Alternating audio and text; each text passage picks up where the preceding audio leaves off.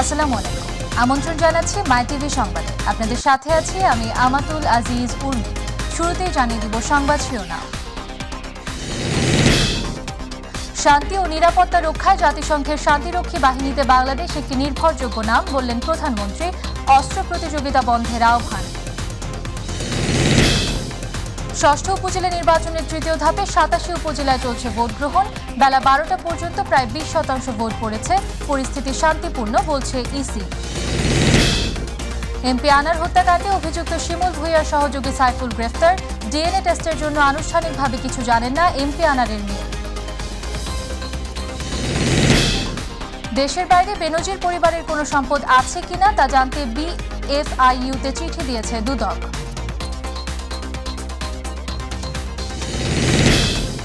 উপকূলে ঘূর্ণিঝড় রেমালের তাণ্ডব রেখে গেছে ক্ষতচিহ্ন।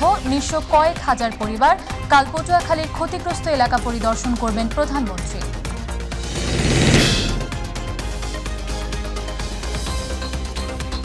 শুনছিলেন শিরোনাম, এবারে বিস্তারিত। শান্তিপ্রিয় দেশ হিসেবে বাংলাদেশ শান্তিরক্ষী বাহিনী 1988 সাল থেকে জাতিসংঘের অধীন বিশ্ব শান্তি প্রতিষ্ঠায় একযোগে কাজ করে যাচ্ছে। বর্তমানে জাতিসংঘ শান্তিরক্ষা মিশনে সৈন্য প্রেরণকারী দেশ হিসেবে বাংলাদেশের নাম রয়েছে সম্মানের শিখরে। কিন্তু সম্প্রতি একটি মহল জাতিসংঘে বাংলাদেশি শান্তিরক্ষী বাহিনীর সদস্যদের নিয়ে শুরু করেছে ষড়যন্ত্র। বিদেশি সংবাদ মাধ্যমে এমন প্রতিবেদন উদ্দেশ্যমূলক ও একপেশে বলে মনে করেন সেনাপ্রধান। আতিকুর রহমান তিতাসের রিপোর্ট। জাতিসংঘ শান্তিরক্ষা মিশনের দীর্ঘ ইতিহাসের শুরু জাতিসংঘের জন্মের মাত্র 3 বছর পর 1948 সাল থেকে। জাতিসংঘ শান্তিরক্ষা কার্যক্রমে শান্তিরক্ষী প্রেরণকারী দেশ হিসেবে বাংলাদেশের যাত্রা শুরু 1988 সালে। সে সময় এদেশের উর্দিপাড়া সদস্যদের ইরান ও ইরাকের মধ্যে অস্ত্রবিরতি পর্যবেক্ষণে মোতায়েন করা হয়েছিল। বর্তমানে জাতিসংঘ শান্তিরক্ষা মিশনের সৈন্য প্রেরণকারী দেশ হিসেবে বাংলাদেশের নাম রয়েছে এক অন্যতম সম্মানের শিখরে। শান্তিরক্ষা মিশনে সেনা ও পুলিশ সদস্য পাঠানো বৃহত্তর দেশ হিসেবে বাংলাদেশ গত 35 বছরে সাহসিকতা, সক্ষমতা, নির্ভরতা, নেতৃত্ব ও পেশাদারিত্বের মাধ্যমে অত্যন্ত মর্যাদা অর্জন করেছে। বর্তমানে মালি, দক্ষিণ সুদান, সেন্ট্রাল আফ্রিকান রিপাবলিক ও কঙ্গো প্রজাতন্ত্রের মতো কঠিন কিছু জায়গা সহ 10টি মিশনে বাংলাদেশের প্রায় 7000 শান্তিরক্ষী কাজ করছেন। জাতিসংঘ মহাসচিবের শান্তিরক্ষা এজেন্ডার প্রতি সমর্থন জানিয়ে এবং নারী শান্তিরক্ষীর সংখ্যা বৃদ্ধিতে তার আহ্বানে সাড়া দিয়ে বাংলাদেশ নারী শান্তিরক্ষী পাঠাতেও শুরু করেছে। জাতিসংঘ শান্তিরক্ষা কার্যক্রমে বাংলাদেশ বড় এক অংশীদার। 35 বছর ধরে ব্লু হেলমেটের অধীনে বিশ্বের বিভিন্ন বিরোধপূর্ণ দেশে শান্তি ও নিরাপত্তা প্রতিষ্ঠায় বাংলাদেশ কাজ করে যাচ্ছে। কিন্তু সম্প্রতি একটি মহল জাতিসংঘে বাংলাদেশি শান্তিরক্ষী বাহিনীর সদস্যদের নিয়ে শুরু করেছে ষড়যন্ত্র। সাবেক সেনাপ্রধানের বিরুদ্ধে নিষেধাজ্ঞা ও বিদেশি সংবাদ মাধ্যমে শান্তিরক্ষীদের প্রশ্নবিদ্ধ করে প্রচারণা এ অপতৎপরতার অংশ হতে পারে বলে মনে করেন সেনাপ্রধান জেনারেল এস.এম. শফিউদ্দিন আহমেদ। এই অসাধু উদ্দেশ্য নিয়ে কিছু করার চেষ্টা করছে, তাদেরকে আমরা সর্বাত্মকরণে ভুল প্রমাণিত করতে চাই। আশা করছি ইনশাল্লাহ আমরা আমাদের দেশপ্রেম, পেশাদারিত্ব এবং সর্বোপরি জাতিসংঘ পরিমণ্ডলে আমাদের যে দায়িত্ব যেভাবে পালন করে এসেছি সেভাবে করে এই সমস্ত ষড়যন্ত্রের সঠিক জবাব দিতে পারবো ইনশাআল্লাহ। আতিকুর রহমান তিতাস, মাই টিভি। অস্ত্র তৈরি আর প্রতিযোগিতায় নয়, মানুষের জীবনমান উন্নয়নে অর্থ ব্যয় করতে বিশ্ব সম্প্রদায়ের প্রতি আহ্বান জানিয়েছেন প্রধানমন্ত্রী শেখ হাসিনা। সকালে বঙ্গবন্ধু আন্তর্জাতিক সম্মেলন কেন্দ্রে আয়োজিত আন্তর্জাতিক জাতিসংঘ শান্তিরক্ষী দিবসের অনুষ্ঠানে এই আহ্বান জানান তিনি। যুদ্ধ না করে আলোচনার মাধ্যমে সমস্যার সমাধানের পথ খুঁজতে বিশ্ব নেতাদের পরামর্শ দেন শেখ হাসিনা। আরও জানাচ্ছেন রাকিব হাসান। আন্তর্জাতিক জাতিসংঘ শান্তিরক্ষা দিবস আজ। দিবসটি উপলক্ষে সকালে রাজধানীর বঙ্গবন্ধু আন্তর্জাতিক সম্মেলন কেন্দ্রে আয়োজিত অনুষ্ঠানে প্রধান অতিথি হিসেবে যোগ দেন প্রধানমন্ত্রী শেখ হাসিনা। আহত 3 জন শান্তিরক্ষীকে সম্মাননা তুলে দেন তিনি। প্রধানমন্ত্রী তার বক্তব্যে জাতিসংঘের শান্তিরক্ষা মিশনে বাংলাদেশি শান্তিরক্ষীরা প্রশংসার সাথে দায়িত্ব পালন করছে উল্লেখ করে তিনি বলেন, শান্তি ও নিরাপত্তা বজায় রাখতে বৈশ্বিক প্রচেষ্টায় বাংলাদেশ আজ একটি দায়িত্বশীল ও নির্ভরযোগ্য নাম। শান্তি ও নিরাপত্তা বজায় রাখা বৈশ্বিক প্রচেষ্টায় বাংলাদেশ আজ একটি দায়িত্বশীল ও নির্ভরযোগ্য নাম। আমরা সর্বজনে স্বীকৃত এবং বিশ্বের বুকে রোল মডেল। এই অর্জনের পিছনে রয়েছে আমাদের সশস্ত্র বাহিনী ও পুলিশ বাহিনী, টেকসই, পরিশ্রমী, নিবেদিত প্রাণ সদস্যদের মহান আত্মত্যাগ ও অমূল্য অবদান। যুদ্ধ সংঘাত মানুষকে কষ্টের দিকে ঠেলে দিচ্ছে জানিয়ে যুদ্ধের পেছনে অর্থ ব্যয় না করে জলবায়ু অভিঘাত মোকাবেলা সহ মানুষের কল্যাণে অর্থ ব্যয় করতে বিশ্ব নেতাদের প্রতি আহ্বান জানান শেখ হাসিনা। যারা অস্ত্র তৈরি এবং অস্ত্র প্রতিযোগিতায় এত অর্থ ব্যয় করছেন তাদের কাছে আমার আহ্বান, আমরা শান্তির কথা বলি কিন্তু সংঘাতে লিপ্ত হই কেন? এই যে অর্থ ব্যয় হচ্ছে, এই অর্থ যদি এই যে ক্ষুধার্ত মানুষের আহারের ব্যবস্থা, শিক্ষার ব্যবস্থা, চিকিৎসার ব্যবস্থা করা হতো, তাহলে এই পৃথিবীতে শান্তি প্রতিষ্ঠিত হতো, মানুষের জীবন মান উন্নত হতো, মানুষ সুন্দরভাবে বাঁচতে পারত। কিন্তু এই সংঘাত প্রতিনিয়ত মানুষকে আরও কষ্টের দিকে ঠেলে দিচ্ছে। কাজে আমি সবসময় যেখানে যাই এই একটা আহ্বানই জানাই, সংঘাত না, যদি কোনো সমস্যা থাকে আলোচনার মাধ্যমে সমাধান করা, সেটাই হচ্ছে সবথেকে বড় কাজ। আর সেই সাথে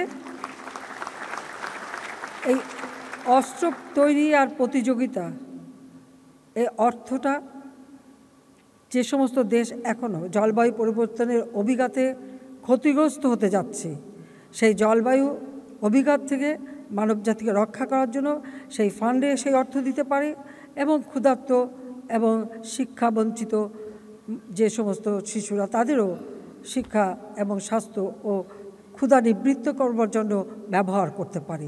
সেই আহ্বানটাই আজকে আমি সকলকে জানিয়ে যাচ্ছি। এ সময় আলোচনার মাধ্যমে সকল সমস্যার সমাধান খুঁজতে বিশ্ব নেতাদের প্রতি পরামর্শ দেন তিনি। Fit for the future building better together প্রতিপাদ্যকে ধারণ করে জাতির পিতার প্রদর্শিত পথে আমরা বিশ্ব শান্তি প্রতিষ্ঠায় কাজ করে যাব। ভবিষ্যৎ প্রজন্মকে একটি নিরাপদ, শান্তিপূর্ণ বিশ্ব উপহার দেব।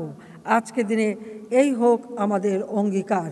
পরে বিভিন্ন দেশের দায়িত্ব পালনরত বাংলাদেশের শান্তিরক্ষীদের সাথে ভিডিও কনফারেন্সের মাধ্যমে কুশল বিনিময় করেন প্রধানমন্ত্রী শেখ হাসিনা। রাকিব হাসান, মাইটিভি, ঢাকা। ষষ্ঠ উপজেলা নির্বাচনের তৃতীয় ধাপে ৮৭ উপজেলায় চলছে ভোট গ্রহণ। সকাল ৮টায় শুরু হওয়া এই ভোট গ্রহণ চলবে বিকেল ৪টা পর্যন্ত।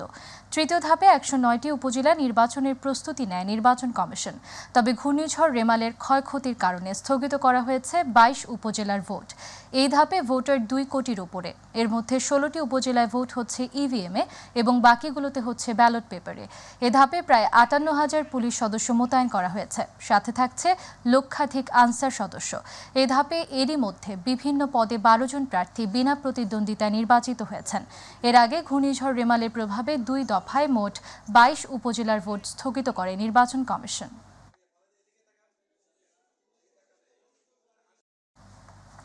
দর্শক, এই মুহূর্তে ফরিদপুর থেকে ভোটের আরও খবর জানাচ্ছেন প্রতিনিধি শফিকুল ইসলাম জনি। জি ধন্যবাদ আপনাকে। আপনি জানেন যে আজ সকাল ৮টা থেকে শুরু হয়েছে ফরিদপুরের সদরপুরের তৃতীয় ধাপের উপজেলা পরিষদের ভোট গ্রহণ। তা আমরা যেমনটি দেখেছি যে সকাল থেকে আমরা এই অঞ্চলের বিভিন্ন ভোট কেন্দ্রে আমরা ঘুরেছি, যেটি দেখেছি যে সকাল থেকে সকালের যে প্রথম ২ থেকে ৩ ঘন্টা পর্যন্ত কিন্তু ভোটার উপস্থিতি কিন্তু তেমন আমরা চোখে পড়েনি। তবে আমরা যেটি দেখেছি যে বেলা বাড়ার সাথে সাথে কিন্তু সদরপুরের যে আমি এই মুহূর্তে রয়েছে সদরপুরের ২২ রশি শিবসুন্দরী একাডেমি মাঠে। এখানে আমরা যেমনটি দেখেছি যে বেলা বাড়ার সাথে সাথে এখানে কিন্তু পুরুষ ভোটারের পাশাপাশি কিন্তু নারী ভোটারের সংখ্যাও কিন্তু বাড়তে শুরু করেছে। এই যে আপনার যে ভোট কেন্দ্রটি রয়েছে এখানে কিন্তু ৮টি বুথে ৩,০৭২ জন ভোটার কিন্তু এখানে ভোটাধিকার প্রয়োগ করবেন। এখন পর্যন্ত আমরা যেমনটি জানি যে দুপুর ১টা পর্যন্ত আমরা যেমনটি জানি যে এখানে প্রায় ২০% মতো ভোট পড়েছে। তো সব মিলিয়ে আমরা এখানকার রিটার্নিং অফিসার এবং এখানকার যারা আইনশৃঙ্খলা বাহিনীর সদস্যদের সাথে আমরা কথা বলেছি, তারা আমাদেরকে যেমনটি আশ্বস্ত করেছেন যে সদরপুরে একটি সুষ্ঠু নির্বাচন উপহার দেওয়ার জন্য কিন্তু তারা সর্বাত্মক কাজ করছেন। তো আপনাকে আরেকটি বিষয় অবগত করে রাখতে চাই, এখানে কিন্তু ২ জন চেয়ারম্যান পদে ২ জন প্রার্থী প্রতিদ্বন্দ্বিতা করছেন। আনারস প্রতীকের শহীদুল ইসলাম বাবুল এবং মোটরসাইকেল প্রতীক নিয়ে কিন্তু নির্বাচন করছেন এখানকার যিনি বর্তমান উপজেলা চেয়ারম্যান কাজী শফিকুর রহমান। তো সব মিলে আমরা এখন পর্যন্ত এই সদরপুরে কিন্তু কোনো ধরনের অপ্রীতিকর ঘটনার আমরা কিন্তু খবর পাইনি। তো এই ছিল আমার কাছে ফরিদপুরের সদরপুর থেকে নির্বাচন পরিস্থিতির সর্বশেষ। শফিকুল ইসলাম জনি, আপনাকে ধন্যবাদ। দর্শক, এই মুহূর্তে মৌলভীবাজার থেকে ভোটের খবর জানাচ্ছেন সঞ্জয় কুমার দে। ধন্যবাদ আপনাকে। আজ মৌলভীবাজারের শ্রীমঙ্গল ও কমলগঞ্জ দুটি উপজেলার নির্বাচন অনুষ্ঠিত হচ্ছে। আমি এই মুহূর্তে দাঁড়িয়ে আছি শ্রীমঙ্গল উপজেলার একটি নির্বাচন কেন্দ্রে। আপনারা আমার পিছনে দেখতে পাচ্ছেন, এখানে সকাল 8টা থেকে ভোট গ্রহণ শুরু হয়েছে এবং ভোটাররা সারিবদ্ধভাবে তাদের ভোটাধিকার প্রয়োগ করছে। শ্রীমঙ্গল উপজেলায় চেয়ারম্যান পদে 3 জন, ভাইস চেয়ারম্যান পদে 4 জন, মহিলা ভাইস চেয়ারম্যান পদে 3 জন প্রার্থী প্রতিদ্বন্দ্বিতা করছেন। শ্রীমঙ্গল উপজেলায় ভোটার রয়েছে 2,54,000। এছাড়া কমলগঞ্জে চেয়ারম্যান পদে 3 জন, ভাইস চেয়ারম্যান পদে 5 জন এবং মহিলা ভাইস চেয়ারম্যান পদে 2 জন প্রার্থী প্রতিদ্বন্দ্বিতা করছেন। কমলগঞ্জে ভোটার রয়েছে 2,11,000। নির্বাচনকে অবাধ, সুষ্ঠু এবং নিরপেক্ষ করতে নির্বাচন কমিশনের ব্যাপক প্রস্তুতি রয়েছে। প্রত্যেকটা কেন্দ্রেই আনসার পুলিশ মোতায়েন রয়েছে। এছাড়া বিজিবি, র্যাব দল দিচ্ছে। এছাড়া নির্বাহী ম্যাজিস্ট্রেট এবং জুডিশিয়াল ম্যাজিস্ট্রেটগুলো মাঠে কাজ করছে। এই ছিল মৌলভীবাজার থেকে উপজেলা নির্বাচনের সর্বশেষ তথ্য। সঞ্জয় কুমার দে, আপনাকে ধন্যবাদ। দর্শক, এবার কক্সবাজার থেকে ভোটের খবর জানাচ্ছেন প্রতিনিধি সাইফুল ইসলাম। ধন্যবাদ আপনাকে। আপনি জানেন, ষষ্ঠ উপজেলা নির্বাচন তৃতীয় ধাপে কক্সবাজারের 3টি উপজেলায় ভোট গ্রহণ চলছে। তো কক্সবাজারের উকিয়া, টেকনাফ এবং রামু উপজেলায় আজকে ভোট গ্রহণ সকাল 8টা থেকে শুরু হয়েছে। তো কক্সবাজারের এই 3টি উপজেলায় 5,18,935 জন ভোটার রয়েছে। এখানে 30 জন প্রতিদ্বন্দ্বী প্রার্থী রয়েছে, যার মধ্যে 9 জন চেয়ারম্যান প্রার্থী, 13 জন পুরুষ ভাইস চেয়ারম্যান প্রার্থী এবং 8 জন মহিলা ভাইস চেয়ারম্যান প্রার্থী প্রতিদ্বন্দ্বিতা করছেন। তো সব মিলিয়ে কিন্তু কক্সবাজারে 187টি ভোট কেন্দ্রে ভোট অনুষ্ঠিত হচ্ছে।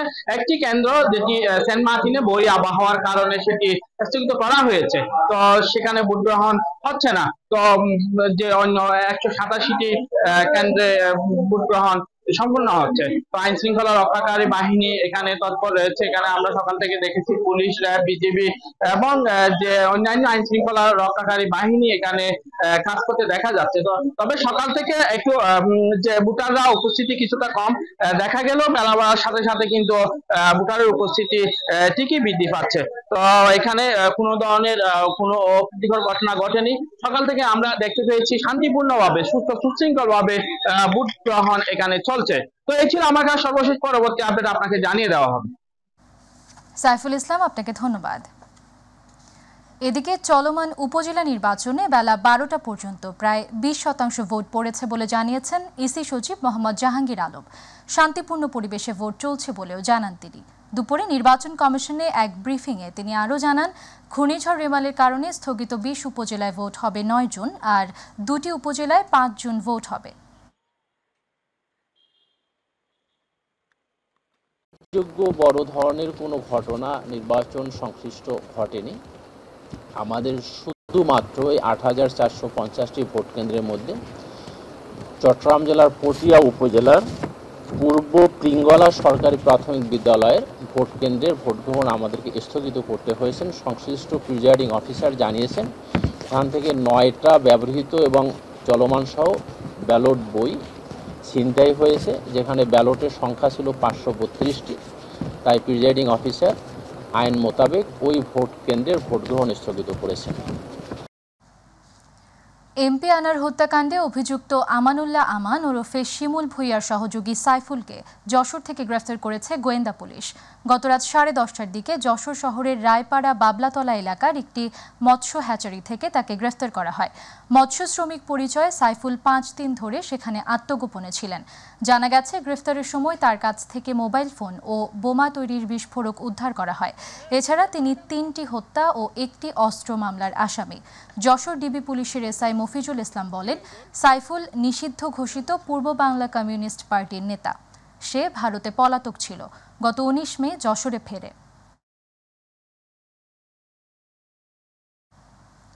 ভিসা জটিলতায় এখনও কলকাতায় যাওয়া আটকে রয়েছে ঝিনাইদহ 4 আসনের এমপি আনারের কন্যা ডরিনের। ভিসা পেলে আজ বা কাল সকালে কলকাতায় যাবেন ডরিন। সকালে কালীগঞ্জে এমপির বাসভবনের সামনে সংবাদ সম্মেলনে কথা জানান তিনি। বলেন, কলকাতার সঞ্জীবা গার্ডেনের সেফটিক ট্যাঙ্ক থেকে বাবার কিছু অংশ পাওয়া গেছে, এমন বিষয়টি জেনেছেন তিনি। তবে ডিএনএ টেস্টের জন্য আনুষ্ঠানিকভাবে কিছু বলা হয়নি।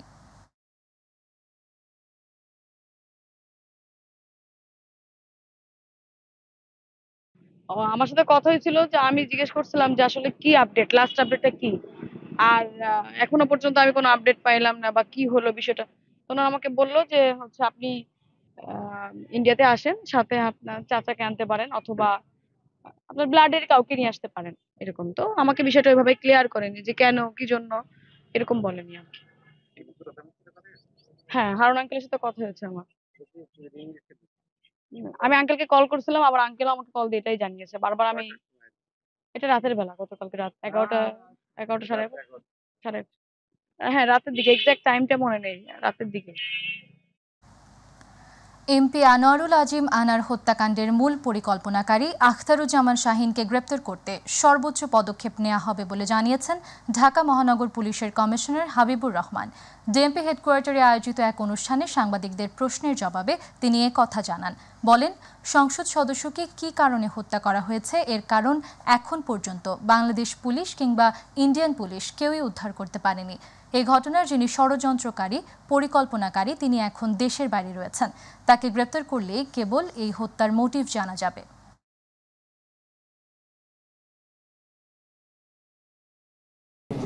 মাননীয় সংসদ সদস্যকে কী কারণে হত্যা করা হয়েছে, অর্থাৎ হত্যার মোটিভ কি, এটি এখনো পর্যন্ত বাংলাদেশি পুলিশ কিংবা ইন্ডিয়ান পুলিশ কেউই উদ্ধার করতে পারেনি। এর মূল কারণ এটির যিনি ষড়যন্ত্রকারী, এটির যিনি পরিকল্পনাকারী, তিনি এখন দেশের বাইরে রয়েছেন। তাকে গ্রেপ্তার করা যায়নি বিধায় এটি এখনো কিছুই উদ্ধার করা যায়নি। তাকে গ্রেপ্তার করলেই কেবল এই হত্যার মোটিভ জানা সম্ভব হবে। হাইকোর্টের রায়ের আলোকে এমপি আনোয়ারুল আজিম আনার হত্যা মামলা সহ তদন্তাধীন মামলায় গণমাধ্যমে বক্তব্য দেওয়া বন্ধ চেয়ে লিগ্যাল নোটিশ পাঠানো হয়েছে। স্বরাষ্ট্র সচিব, পুলিশের আইজি ও ঢাকার পুলিশ কমিশনারকে এই নোটিশ পাঠানো হয়েছে। সুপ্রিম কোর্টের আইনজীবী মোহাম্মদ শিশির মনির এই নোটিশ পাঠান। নোটিশে বলা হয়েছে, সার্বিক পরিস্থিতিতে আনোয়ারুল আজিম আনার হত্যাকাণ্ড সহ সব তদন্তাধীন মামলার ক্ষেত্রে গণমাধ্যমে বক্তব্য প্রদান বন্ধ চেয়ে সংশ্লিষ্ট সবাইকে অনুরোধ জানানো হয়েছে। অন্যথায় হাইকোর্টের রায়ের আলোকে গণমাধ্যমে তদন্তাধীন মামলার বিষয়ে বক্তব্য প্রচার বন্ধ না করলে উচ্চ আদালতে রিট করা হবে। আমেরিকা, কানাডা, অস্ট্রেলিয়া সহ দেশের বাইরে বেনজির পরিবারের কোনো সম্পদ আছে কিনা তা জানতে বাংলাদেশ ফিনান্সিয়াল ইন্টেলিজেন্স ইউনিট BFIU-তে চিঠি দিয়েছে দুদক। দুপুরে সুপ্রিম কোর্টে এক সংবাদ সম্মেলনে কথা জানান দুদকের আইনজীবী খুরশিদ আলম খান। তিনি জানান, বেনজির আহমেদ নিয়ে অনুসন্ধান শুরু করার পর থেকে প্রতিনিয়তই গোয়েন্দা মাধ্যম সহ বিভিন্ন মাধ্যমে বেনজির পরিবারের সম্পদের বিস্তর তথ্য পাচ্ছে দুদক। গত রোববার বেনজির আহমেদ, তার স্ত্রী ও 3 সন্তানের আরও 119টি স্থাবর অস্থাবর সম্পত্তি ক্রোকের নির্দেশ দিয়েছেন আদালত। না, ওনাকে তো আসামি এখনো এটা বলা যাবে না, কারণ আমরা তো নিয়মিত মামলা তো রুজু হয়নি। আমি ওনাকে কেন আসামি বলতে যাব? নিয়মিত মামলা যেহেতু না, দেখুন, এটা প্রত্যেকটা ধাপ আছে। এই প্রত্যেকটা ধাপে ধরেন কি হয় না হয় এটা তো আগাম প্রেডিক্ট করা যাবে না। সবকিছু ডিপেন্ড করছে আমার অনুসন্ধান কার্য শেষ হওয়ার পরে। আপনি অনুসন্ধান কার্য শেষ হওয়ার পরে কি হবে ওই প্রশ্ন তো এখন বলা যাবে না। অনুসন্ধানে কি আসছে। ঘূর্ণিঝড় রেমালের কারণে হজযাত্রার একটি ফ্লাইট বিপর্যয় হয়েছে, যা কয়েকদিনের মধ্যে সৌদির উদ্দেশ্যে রওনা দেবে। এছাড়া ভিসা জটিলতা কাটিয়ে প্রায় সকল হজযাত্রীর হজ যাওয়া নিশ্চিত করেছে ধর্ম মন্ত্রণালয় ও হজ কর্তৃপক্ষ। আজ বাংলাদেশ এয়ারলাইন্স, সৌদি এয়ারলাইন্স সহ 4টি ফ্লাইট সৌদি আরবের উদ্দেশ্যে রওনা হবে।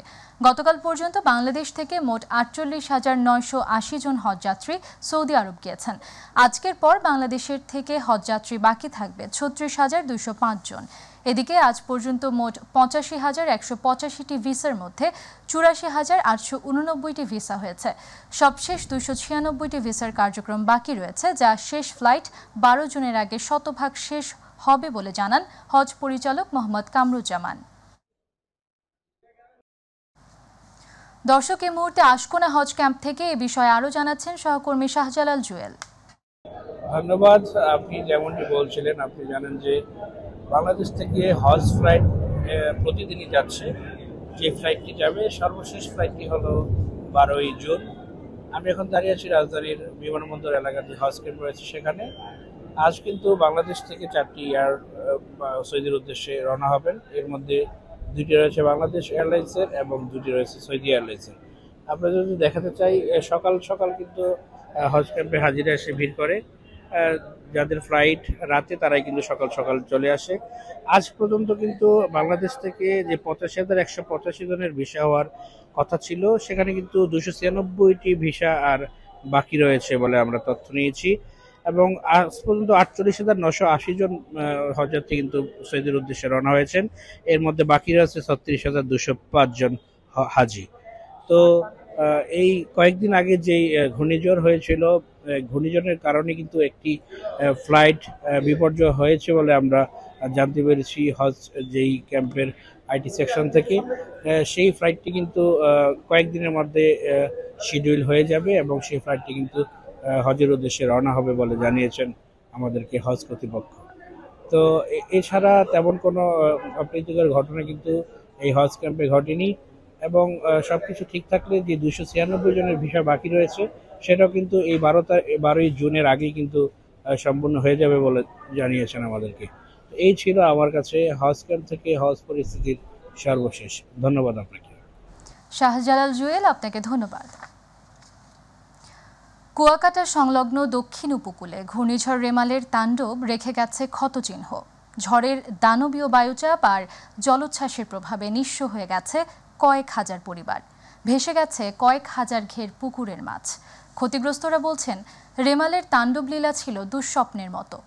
উপকূলবাসীর দাবি, 2 দিন ব্যাপী স্থায়ী ঘূর্ণিঝড় রেমাল বদলে দিয়েছে তাদের পূর্বের সকল অভিজ্ঞতা। প্রতিনিধি সাইফুল ইসলাম রয়েলের রিপোর্ট, জানাচ্ছেন আতিকুর রহমান তিতাস। 1970 সাল থেকে দীর্ঘ 54 বছরেও এতটা স্থায়ী ও বিধ্বংসী ঘূর্ণিঝড় দেখেনি পটুয়াখালীর কলাপাড়া কুয়াকাটার উপকূলীয় মানুষ। 2 দিন ধরে বয়ে চলা দানবীয় এ ঝড়ের তাণ্ডবে ভেঙে গেছে 8 শতাধিক বাড়িঘর, যার মধ্যে 1.5 শতাধিক সম্পূর্ণ বিধ্বস্ত হয়ে গেছে। এই ঝড়ের কবলে পড়ে স্রোতের টানে ভেসে গিয়ে প্রাণ হারিয়েছে এক যুবক। কয়েক দফা উচ্চ জোয়ারের প্রভাবে অরক্ষিত বেড়িবাঁধ ভেঙে লোকালয়ে পানি প্রবেশ করে নিঃস্ব হয়েছে কয়েক হাজার মৎস্যচাষী। অন্তত 10 লক্ষ টাকার মাছ পণ্যা চলে গেছে। আমি এখন বর্তমানে নিঃস্ব অবস্থায় আছি, কি করব, হতাশ। 30টা হাঁস ছিল, 5টা ছাগল ছিল, সব নষ্ট হয়ে গেছে। আমার ঘর ভেঙে চুরমার হয়ে গেছে। অপরদিকে জলোচ্ছ্বাসের প্রভাবে জলাবদ্ধতায় চরম দুর্ভোগ পোহাচ্ছে নিম্নাঞ্চলে বসবাসরত হাজার হাজার মানুষ। তারা বলছেন, ভেজা উনুনে হাঁড়ি না ওঠায় শুধুমাত্র বিস্কুট আর শুকনো খাবার খেয়েই জীবন রক্ষা করছে বন্যা কবলিতরা। আমি ঘরের মধ্যে ছিলাম, রাতে আল্লাহ আমাদের বাঁচাইছে, কোনো মালামাল রক্ষা করতে পারিনি। আমরা ঘরে থাকা অবস্থায় গাছ পড়ছে, বাচ্চা কাচ্চা লই অকুল নেমে গেছি। এখন ঘরে থাকার মতো পরিবেশ নাই, রান্না বাড়াও নাই, ঘরের ভিতরে বন্যে সবকিছু লই গেছে। মুড়ি আর বিস্কুট দিয়ে গেছে, আর কোনো খাবার আমরা পাইনি।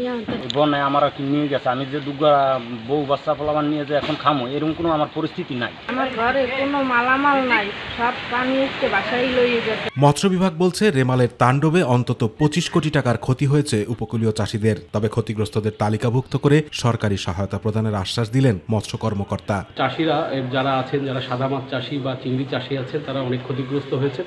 আমরা ইতিমধ্যে তাদের তালিকা প্রস্তুত করছি। আশা করছি যে আমরা সরকারের মাধ্যমে এই ক্ষতিগ্রস্ত মাছ চাষি এবং চিংড়ি চাষিদেরকে পুনর্বাসনের ব্যবস্থা করতে পারবে। এদিকে খাদ্যশস্য, নগদ অর্থ ও শুকনো খাবার দেওয়ার পাশাপাশি ক্ষতিগ্রস্তদের সহায়তার বিষয়ে সর্বোচ্চ পদক্ষেপ নেওয়ার কথা জানালেন উপজেলা নির্বাহী কর্মকর্তা। 760টি ঘর আংশিক কিংবা পুরোপুরি বিধ্বস্ত হয়েছে। এগুলো মোকাবেলায় আমরা এখন পর্যন্ত 12 লক্ষাধিক নগদ টাকা, 250 টন খাদ্যশস্য, 1000 প্যাকেট আমাদের শুকনো খাদ্য সহ পর্যাপ্ত প্রস্তুতি আমাদের রয়েছে। ক্ষতিগ্রস্ত হয়েছেন প্রত্যেকেই পর্যাপ্ত পরিমাণ সহায়তা পাবেন। ধ্বংসযজ্ঞের ভেতর থেকেই আবারও ঘুরে দাঁড়াবে উপকূলের মানুষ, এমনটাই প্রত্যাশা ভুক্তভোগীদের। আতিকুর রহমান তিতাস, মাই টিভি। এদিকে ঘূর্ণিঝড় রিমালে ক্ষতিগ্রস্ত পটুয়াখালীর কলাপাড়া এলাকা পরিদর্শন করবেন প্রধানমন্ত্রী শেখ হাসিনা। কাল দুপুরে তিনি সরকারি মোজহার বিশ্বাস কলেজ মাঠে জনসভায় ভাষণ দিবেন। এ সময় ক্ষতিগ্রস্ত 2000 মানুষের হাতে ত্রাণ সহায়তা তুলে দেওয়ার কথা রয়েছে তার। প্রধানমন্ত্রীর আগমন উপলক্ষে নিরাপত্তার চাদরে ঢেকে দেওয়া হয়েছে গোটা কলাপাড়া উপজেলা।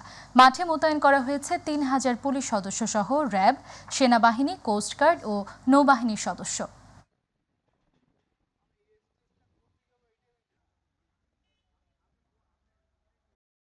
আগামী 30 তারিখে মাননীয় প্রধানমন্ত্রী তিনি কলাপাড়া আগমন করবেন এবং তিনি কলাপাড়া এসে গত 26 তারিখে যে বন্যা হয়েছে সেই বন্যা কবলিত যে ক্ষতিগ্রস্ত ব্যক্তি আছে তাদের মাঝে ত্রাণ বিতরণ করবেন এবং কলাপাড়া কলেজ মাঠে সরকারি মোজারুদ্দিন বিশেষ কলেজ মাঠে একটি জনসভা করবেন। তার আগমন উপলক্ষে বাংলাদেশ পুলিশ তার আগমন উপলক্ষে নিশ্চিত নিরাপত্তার ব্যবস্থা করা হয়েছে। সাথে থাকবে সেনাবাহিনী, র্যাব সহ নৌ পুলিশ, তারাও থাকবেন এবং তার সমস্যা। টাকা বহনকারী ব্যক্তিকে টার্গেট করে নিচ থেকে আচমকা ধাক্কা দিয়ে শুরু করে ঝগড়া। এরপর পাশেই ওত পেতে থাকা সঙ্গীরা এসে মারধর করে লুট করা হয় টাকা। পুরান ঢাকায় অভিনব পন্থায় দীর্ঘদিন ধরে এই ছিনতাই চালিয়ে আসা চক্রের 3 জনকে গ্রেপ্তারের পর এমন তথ্য জানিয়েছে ঢাকা মেট্রোপলিটন গোয়েন্দা পুলিশ।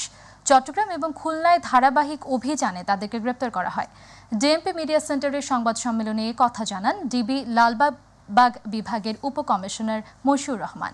তিনি জানান, চোখে গুল দিয়ে বংশালে এক ব্যবসায়ীর 70 লাখ টাকা লুট করে এই চক্র।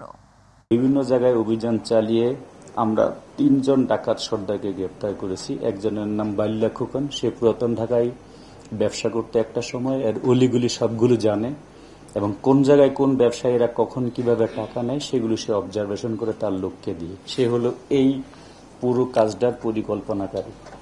এখানে আরেকজন আছে, তার নাম হলো রেজাউল করিম, সে হলো অপারেশনাল লিডার। সে একসময় পুরাতন ঢাকাতেই বিভিন্ন রকমের ব্যবসা করত। বহুগামী এই লোকটা একাধিক বিয়ে করে এবং সর্বশেষে সে সর্বশান্ত হয়ে গিয়ে এই ডাকাতি এবং ছিনতাইয়ের কাজে নিয়োজিত থাকে। সংবাদের শেষ প্রান্তে আমরা যাবার আগে আরো একবার জানিয়ে দিচ্ছি সংবাদ শিরোনামগুলো। শান্তি ও নিরাপত্তা রক্ষায় জাতিসংঘের শান্তিরক্ষী বাহিনীতে বাংলাদেশ একটি নির্ভরযোগ্য নাম, বললেন প্রধানমন্ত্রী। অস্ত্র প্রতিযোগিতা বন্ধের আহ্বান। ষষ্ঠ উপজেলা নির্বাচনের 3য় ধাপে 87 উপজেলায় চলছে ভোট গ্রহণ। বেলা 12টা পর্যন্ত প্রায় 20% ভোট পড়েছে। পরিস্থিতি শান্তিপূর্ণ, বলছে ইসি। এমপি আনার হত্যাকাণ্ডে অভিযুক্ত শিমুল ভূঁইয়ার সহযোগী সাইফুল গ্রেফতার। ডিএনএ টেস্টের জন্য আনুষ্ঠানিকভাবে কিছু জানেন না এমপি আনারের মেয়ে। দেশের বাইরে বেনজির পরিবারের কোনো সম্পদ আছে কিনা তা জানতে বিএফআইইউতে চিঠি দিয়েছে দুদক।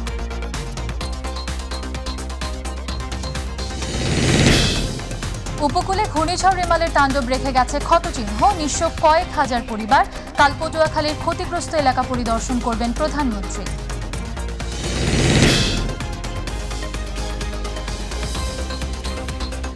দর্শক সঙ্গে থাকার জন্য ধন্যবাদ। এছাড়া ইউটিউবে মাইটিভি সংবাদ পেতে ভিজিট করুন youtube/mytvbdnews এবং আমাদের অনুষ্ঠান দেখতে ভিজিট করুন youtube/mytvবাংলা, facebook/mytvবাংলা।